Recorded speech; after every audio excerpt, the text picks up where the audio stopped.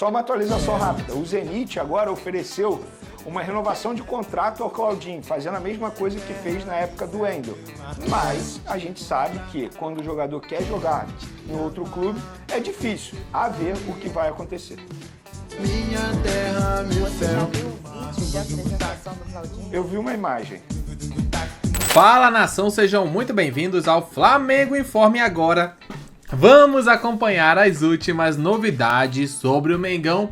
Rolou o programa SBT Esportes Rio, onde os comentaristas falaram sobre o dia a dia do Flamengo, a preparação para o próximo jogo, a volta dos uruguaios. O Flamengo segue ali numa recuperação física que será importantíssima, até porque o Mengão teve uma série de jogos ali. A gente viu que no finalzinho dessa Copa América, na reta final ali, nos últimos 2, 3 jogos, o Flamengo jogou bem cansado, né? O time sentiu bastante a parte física, em especial no segundo tempo. Muitos desfalques, também jogadores improvisados, tiveram que trazer a base. O Matheus Gonçalves ganhou até alguns minutos e conseguiu se sair muito bem, acho que foi um ponto positivo também. Léo Ortiz acabou voltando para o banco depois da volta do Alan, na verdade. Acredito que essa escolha acabou não sendo tão boa, até porque apesar do Léo Ortiz não ser zagueiro, ele estava indo muito, não ser volante, ele estava jogando muito bem ali, né? Até porque ele é um bom zagueiro e tem uma qualidade muito boa para jogar na volância. Se saiu muito bem, mas voltou pro banco e acabou ali que o Flamengo perdeu um pouco daquela marcação mais segura que tinha, aquela saída de bola com o Léo Ortiz. O Alan também não fez grandes partidas. O Vene Casagrande trouxe informações no vídeo de hoje sobre a volta do time, do elenco todo, BH com ainda fora ali com a lesão. O Cebolinha deve retornar e também tem a volta dos uruguaios e a negociação entre Flamengo e Claudinho. O Vene trouxe uma informação muito importante, onde ele revelou que da parte do Flamengo tá tudo certo, inclusive já tem anúncio pronto, ou seja, vamos acompanhar tudo isso a partir de agora. Mas antes de começar, pedimos que deixe o like e inscreva-se no canal para não perder nada sobre o Mengão, e é claro, deixaremos aqui na descrição o link do programa SBT Esportes Rio para que vocês possam acompanhá-los na íntegra. Agora vamos pro vídeo ver tudo que eles falaram. O Vinha e De La Cruz, para mim, são dois jogadores que fizeram muita falta ao Flamengo durante esse período. O Arrascaeta, eventualmente alguém conseguiu dar conta do recado, o próprio Lohan, o próprio Gerson, mas o Vinha, tendo em vista as atuações do Ayrton Lucas, que não soube aproveitar muito bem a ausência do concorrente uruguaio, e o De La Cruz no meio de campo do Flamengo, são dois que fazem muita falta. Vamos lembrar aqui vocês dois. E o pra Wesley vocês, deu conta, na ausência do Varela. Quem que aproveitou esse momento em que os titulares estavam viajando e quem não aproveitou? A fase foi boa pra quem? Esses jogos aí, 9, né? Não foram 9 Sem jogos? sombra de dúvida. E pra Posso quem não começar? foi? Claro, claro. Sem sombra de dúvidas, para mim, o Wesley. Para mim, foi o que mais chamou a atenção e de maneira extremamente positiva. Ele não fez o torcedor do Flamengo sentir saudades do Varela, que é, pelo menos até o início da Copa América, ele era o titular e a torcida estava aí xingando o Wesley a todo momento. E nesses 9 duelos, se a gente pegar aí de maneira geral, eu daria nota 8 a 9 para o Wesley, porque ele fez partidas muito boas. Eventualmente ele deu um mole ali no setor defensivo, inclusive no último jogo contra o Fortaleza, o Breno Lopes, nossa, deu um calor danado no Wesley na parte defensiva. Mas, de maneira geral, para mim, o Wesley foi o que mais aproveitou. Os dois concordam que talvez o Gerson tenha sido o ponto maior Claro. desse período? Sem dúvida. Na verdade, eu vou um pouco além. Eu acho que o Pedro foi esse ponto maior. O Pedro, Mas pra ele mim... já é titular. É porque o tava Gerson naquele também. Mas o momento- Gerson também já era. Mas ele tava naquele momento que a galera tava, o Gerson Não, não na tá verdade, ele mudou de entregando. posição, né? Ele tava muito irregular, né? Ele mudou de posição, porque na meia direita ele já tinha feito bons jogos com o Tite. Eu acho que quem aproveitou, que não é titular, na minha visão, o Wesley, o Léo Ortiz, pra mim, fez uma boa participação, verdade. excelente participação nesse novo Flamengo. Fora da o Luiz posição Araújo, dele. que não é um cara que é Araújo, completamente titular do Flamengo, mas que aproveitou bastante as oportunidades que ele teve. Pra mim, e o Davi Luiz, que acabou ganhando a vaga de titular, né? Mesmo com o Léo Pereira aqui, o Davi Luiz ele conseguiu se consagrar o titular da posição. Perdeu esse espaço, o Léo Pereira, né? Ele perdeu espaço, enfim, e isso me chama até a atenção. A gente não acompanha o dia a dia ali do Flamengo, treinamento, não sei se o Léo Pereira não vinha treinando bem, porque assim, embora o Davi Luiz tenha crescido de produção, mas me Tem chama a esse ponto atenção o também, fato. né? Que do outro lado, a gente às vezes fala, o que aconteceu com o cara? Mas, gente, do outro lado Exatamente. é só o Davi Luiz, né? Tem o dia a dia ali do Flamengo. Por exemplo, muita gente questionava o fato do Tite não escalar o Matheus Gonçalves. Só que na última entrevista coletiva, o Tite, entre aspas, deu uma indireta, dizendo, O que ele disse? no dia a dia o Matheus Gonçalves conquistou isso. assim, dando a entender que anteriormente o Matheus Gonçalves não estava merecendo a oportunidade. É aquilo, eu não gosto de ser leviano ou até mesmo injusto, de dizer que os treinamentos do Matheus Gonçalves não estavam sendo bons. A gente ouve, embora a gente tente, mas a gente não fica sabendo de tudo que acontece de fato lá no Ninho do Urubu. Então, assim, de fato chama atenção o Davi Luiz ter recuperado essa vaga de titular. Mas estamos falando de um cara que tem uma história muito bonita no futebol, que precisa ser respeitado, que é o Davi Luiz. E ele cresceu de produção.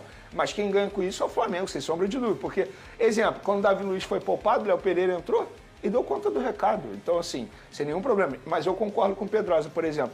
O Léo Ortiz conseguiu aproveitar muito bem e fora da posição dele. E assim, a gente fala tanto sobre essa exigência de versatilidade, né? E alguns jogadores dão conta e outros não dão. E tá tudo bem. Tem gente que não vai trocar o lugar e vai jogar bem, vai performar legal. E o Léo foi, de fato, melhor do que os caras que jogam na posição dele, o Pedrosa. O Léo Ortiz. O Léo Sem Ortiz. dúvida. Eu acho que se for pensar hoje no... É porque tem o Léo Pereira, Tem o né? Léo Eu Pereira. falo do Léo Pereira. Se for pensar hoje num substituto imediato que mais performou na ausência do Pulgar, sem dúvida alguma é o Léo Ortiz. Ah, o primeiro volante do Flamengo reserva imediato, Léo Ortiz. Porque, cara, eu entendo que o Léo Ortiz é um zagueiro e tudo mais, mas a qualidade que ele demonstrou não só para destruir jogadas, mas também para construir, para achar passes verticais, para dar dinâmica no meio-campo, não é uma dinâmica comum para zagueiro, muito pelo contrário. E é por isso que ele é tão bom, é por isso que o Flamengo brigou tanto pela contratação dele. E quem foi o cara, assim, pra vocês que menos aproveitou? Um nome só. Alan. Vitor Hugo. Outro bom nome também. O Lohan, na opinião de vocês, foi Deu o conta do suficiente, recado. né? Foi. Tem muito a Porque evoluir. tem na idade dele, Mas né, eu gente? não vou ficar cobrando muito de um jogador de 17 anos que ainda está em Sabe o que processo de acontece? evolução. Às vezes, quando você tem um pouco de idade assim, você entra e faz um jogo como o dele contra o Corinthians, Foi um jogaço. num momento em que o Flamengo, o Tite, o todo não estava bem, aí o moleque entra, arrebenta num grau assim, de botar o Flamengo em outro lugar, e aí todo mundo acha que ele vai ser sempre daquele jeito. Só que as pessoas precisam entender que esses meninos, eles não vão performar sempre desse jeito. Eles têm uma irregularidade que eu acho que é uma das maiores características dos mais jovens no futebol, ainda mais nesse momento de transição tão firme que é o momento do Lohan. Então, acho que ele acabou colocando a régua dele, não que ele não consiga entregar mais aquele jogo, mas que sempre não vai ser daquele jeito, Vinícius. Fernandinha, o torcedor, ele tem o direito de exigir isso, eu entendo, mas quem precisa entender que ele precisa evoluir é o próprio jogador. Se ele não entender isso, ele não vai evoluir. E ele precisa evoluir em muitos fatores. Por exemplo, ele retém muita bola em determinados momentos. A marcação dele, quando o Flamengo está sem a bola, não é a ideal. Ele precisa entender que o futebol de hoje existe uma intensidade muito grande a todo momento, não é só quando ele tem a bola. Se ele não entender que ele precisa evoluir esses fatores, ele não vai evoluir, não adianta. Mas eu acho que ele é um garoto extremamente, digamos assim, talentoso, não só com a bola nos pés. Mentalmente falando, Sim. a gente percebe que o Lohan também é um cara extremamente evoluído nesse sentido. Então, acho que ele começou a entender, até porque o Tite sabe fazer esse trabalho muito bem nos bastidores. Então, acho que, de maneira geral, o Lohan aproveitou as oportunidades dele. E, eventualmente, eu achei um absurdo ele ter sido vaiado no Maracanã, por exemplo, mas o torcedor ele pagou o ingresso, ele faz o que ele bem entender. Repito, não sou sommelier de torcedor aqui. Mas o Lohan, na minha opinião, para mim, está acima da média nas atuações nesse período aí, na ausência do Arrascaeta. E a gente chegou a falar isso aqui no início, né, o Pedrosa, em relação a essa regularidade dos meninos, que ela praticamente não existe, é uma característica muito forte.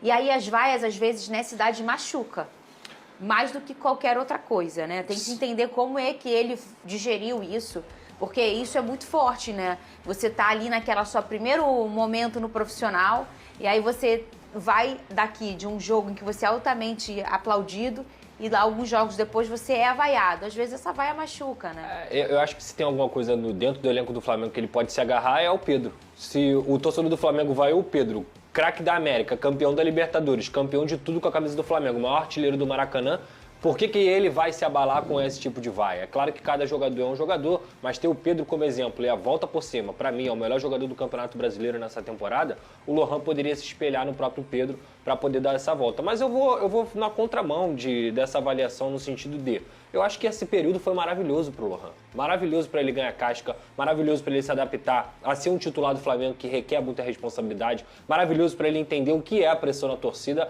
Então, o processo de amadurecimento do Lohan nesse período foi muito importante. Talvez se não tivesse Copa América, o Lohan só ia jogar em 2025 com frequência. E o Flamengo conseguiu dar essa bagagem para ele. Ô, Venê, tá aqui, ó, a pergunta aqui, ó. E o Claudinho? Cadê DJ Careca? Aí, ó. E o Claudinho? Vem ou não vem, Venê? Perguntou o O Márcio. que eu de posso Castro. dizer é o seguinte, da parte do Flamengo, tudo pronto pro anúncio. Nesse vídeo... anúncio? Pro anúncio, porque nesse vídeo ele aparece de camisa branca numa TV, entendeu? Então, assim, da parte do Flamengo, tudo pronto. Mas o Zenit está fazendo, inclusive, só uma atualização rápida. O Zenit agora ofereceu uma renovação de contrato ao Claudinho, fazendo a mesma coisa que fez na época do Wendel. Mas a gente sabe que quando o jogador quer jogar em outro clube, é difícil a ver o que vai acontecer. Minha terra, meu Você já céu. viu o vídeo de apresentação do Claudinho? Eu vi uma imagem. Ele aparece de camisa branca do Flamengo. Dando mais um spoiler aí. A nova ou a velha? Para com isso aí. O povo fica com um trabalho danado pra fazer essas apresentações. Ô, Fernanda, quem guarda notícia é jornaleiro, né? Porra. Ó, já. E nesse caso você não tá. É, ué, eu não tô divulgando, não tô estragando nada. Só Tá dando falou um o que tá spoiler bom. acontecendo. Pô, Pô, Qual spoiler? pelo contrário, estou valorizando o trabalho dos amigos. Parabéns, porque tá bonito. Cris, Então tá aí, né? O Venê mandando um baita spoiler, onde ele já falou da apresentação do Claudinho, né? O Flamengo já encaminha, claro, os russos estão fazendo um jogo muito duro, como já foi falado. O Flamengo hoje é um time com muito poder aquisitivo, ainda mais para o futebol brasileiro. Tá indo atrás do Claudinho, que é um jogador que é titular do Zenit, ali, um dos principais jogadores da equipe. Viria como um cara de peso pro elenco do Flamengo. Jogou muito bem aqui no Bragantino, acabou indo pra Europa, foi um destaque do Campeonato Brasileiro. Agora tá lá no Zenit e quer voltar pro Brasil, porque a gente sabe que hoje o Flamengo tem uma vitrine gigantesca. Muitos jogadores do Flamengo estão na seleção brasileira. A seleção brasileira já, nas seleções, na verdade, da América do Sul. A gente pega logo pela Copa América, onde teve ali 4 jogadores na seleção uruguaia. Ainda teve também um Pulgar convocado para a seleção chilena, que ainda bem que caiu cedo, então o Pulgar pôde voltar rapidamente para o elenco do Flamengo. Tem alguns jogadores que certamente estarão nas próximas convocações, como o próprio Pedro, que faz muita falta nessa seleção brasileira. É um cara diferente, que hoje não tem jogador igual ele, com a camisa número 9, um 9 matador daquele que a bola chega e ele guarda. O Brasil sentiu muita falta, inclusive, de um jogador assim nessa Copa América, e certamente o Pedro será convocado nas próximas convocações do técnico Dorival Júnior. Por hoje é só, daqui a pouco voltaremos com mais informações sobre o Mengão. Um grande abraço a todos e até o próximo vídeo. Valeu!